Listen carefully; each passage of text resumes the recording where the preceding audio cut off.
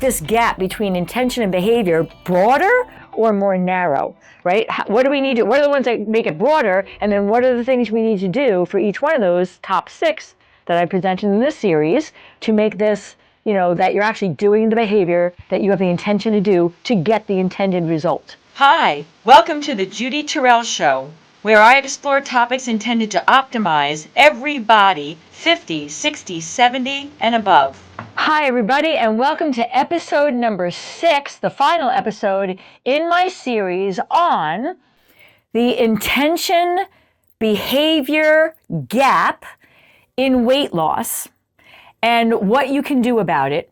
And in layperson's terms, what I'm talking about is I intend to lose weight and I have a plan that I'm going to follow to do that. And then I watch myself not do it. What is up with that? That's the intention behavior gap as it is, verbalized in the science and the literature and the way it actually appears in real life. Welcome, everybody. I am Judy Terrell. I'm a nationally board certified health coach, and I'm in a PhD program for lifestyle medicine. And my interest, my PhD dissertation is on, this intention behavior gap when it comes to weight loss. All right, so I am like swimming in this, the science of this, the science studies, the literature. I am conducting my own study on it, and I am, I'm an expert on this. I practice, I'm a health coach and a weight loss coach. So every day I have clients I work with. There's files behind me in my office where I am trying to reduce the gap between the intention of losing weight, getting the programming for that, and then the actual, manifestation, the execution of it. All right. There's a lot of things that will factor into the middle here that creates a gap. So it's like, I know what to do, but I'm watching myself not do it. Whole mess of reasons for that in here. I've been covering 5 up until this episode. I'm going to cover a 6th one. What are some of the big ones that are inside this middle piece here? And what can we do about that so that there's less of a gap? We're actually, doing more often than not what we know we need to do in order to, achieve our goals, to, manifest our intention. All right. We want this gap to be very narrow, not big. All right. So this is episode number 6. And in this episode, we're going to talk about social support, okay? Big factor in the gap. Now, I'm in the United States of America, and in our country, we have a group mindset that's called rugged individualism. And everybody who, but it's not necessarily just in our country. Our country happens to have it at a large level. But what rugged individualism means is that there's a feeling and understanding and a group mindset that we should be able to help ourselves. We should be able to take ourselves by our own bootstraps and kind of like get ourselves, figure things out and help ourselves. And if we can't do it ourselves, then somehow we're weak or not good enough or fail in some way, right? And I'm going to tell you that in many ways that is a desirable quality and mindset to have. But when it comes to habit change and behaviors, and then specifically weight loss, that's the one I'm addressing in this video series, that can actually be a creator of a big, make that gap between your intention and that manifestation behavior bigger than it needs to be. All right? Because what the science is showing, the research is showing, is that having support, having an external to you check-in of some sort is very, very, very helpful to make that gap smaller so that you're actually doing the behaviors that you have the intention to do when it comes to the weight loss, all right? And it kind of flies in the face of what Americans believe, for sure, because again, it's seen, like in some ways it might be seen as a weakness. Well, I should be able to do it myself. I shouldn't need support. But we are tribal animals by evolution, and it's in our DNA. And when it comes to weight loss and doing the behaviors that you know to do, it has just been proven, like unequivocally across the board, that when you have some way of having to check in with somebody else, and there's a multitude of ways to do that I'm going to talk about in a second, that you are more apt to be successful than if you just, holding yourself accountable, okay?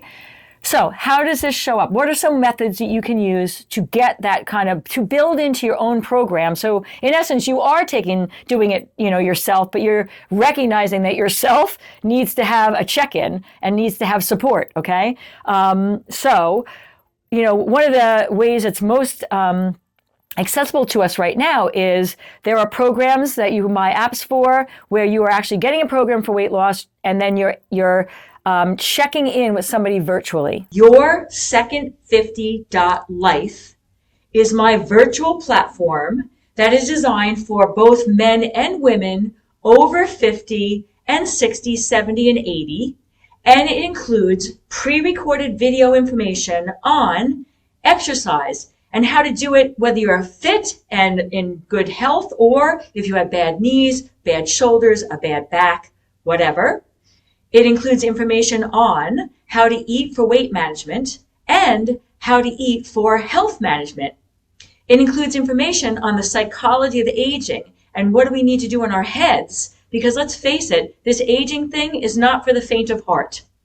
So your Second 50.life is a virtual platform of resources that you can access at your own leisure, but it also includes 2 times a month live video coaching with me so that you can bring your own individual questions and get individual coaching, as well as have access to all the information on the pre-recorded videos.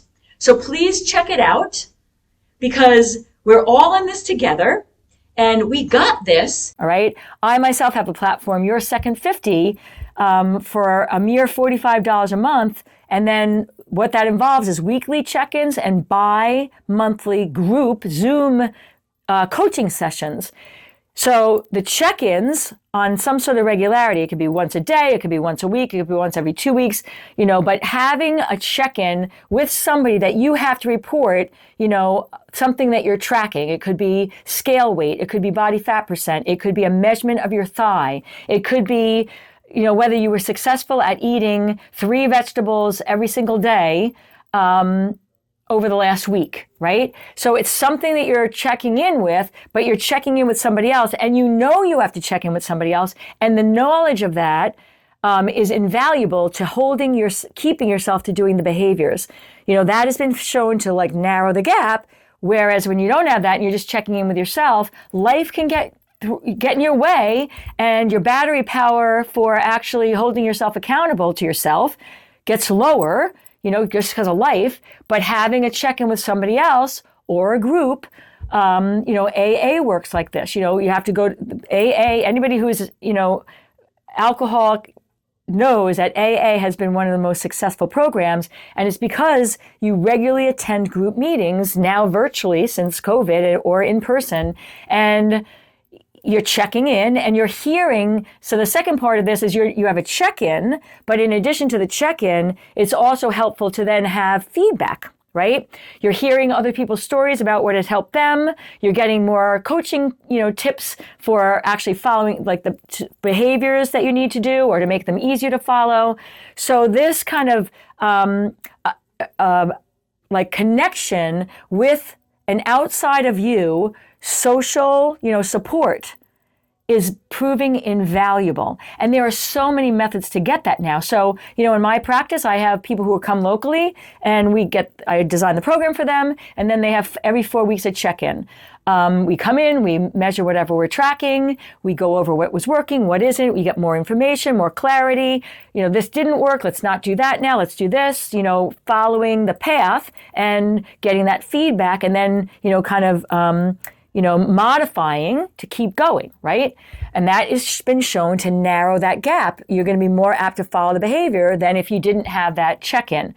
Now with, digital media, I also have my digital platform. So now I'm not seeing people once a month individually, and I can open it up to people who are not local to me. And now there's a weekly text check-in.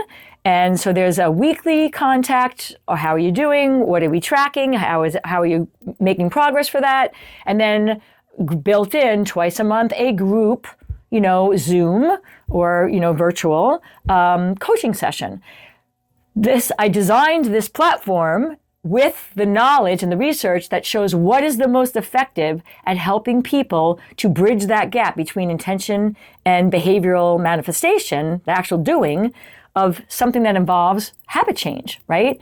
So with AA, it would be stopping drinking and abstaining, staying that way. When it comes to exercise, signing up for, the various streaming services where you now are checking in and you've got a group and they are seeing your data simultaneous to theirs, and that the challenges that are out that influencers are doing and streaming services for exercise programming, these are all, they're not just money makers. They are science shown that they are an aid in bridging the gap between helping people, be able to actually do the behaviors versus just having the intentions, right?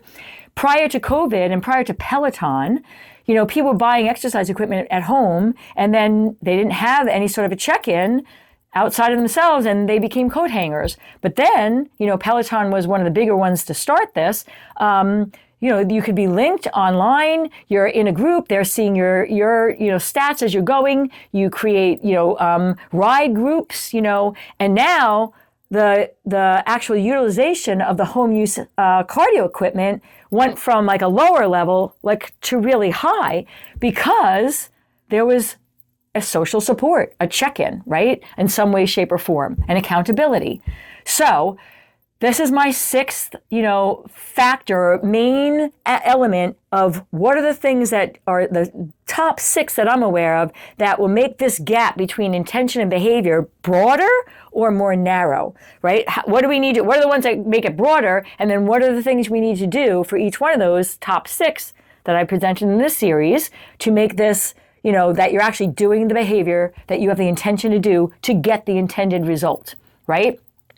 I intend to lose weight. I've got a plan. I now have, these 6 tips that Judy has given me for what gets in my way and then how to not get in my way and what to do to, make sure they're minimizing that. So now that my intention and my behavior is in a line or maybe just a little bit of a gap every so often, and that means I'm actually seeing the scale go down and body fat is being decreased, all right? So that was the intention of my, this series and why I put it together. If you like this, please hit like, subscribe, because now I'm going to have another series that comes out and other single standing videos. I'm addressing topics that are related to, optimizing health and well-being, and specifically my focus is on weight loss and fitness and health. I should say 3 focuses. And all the topics I put out are to help to optimize those 3 realms for my viewers and for the clients and people that I'm working with. So take a look at my platform, Your Second 50, my website. Get it. I can work with anybody around the globe and do now, as well as people who come in my office individually if you're in my geographic area. And I welcome the opportunity to work with you as well. And in the meantime, please stay look for my next series. Go back and look at the ones I've already produced.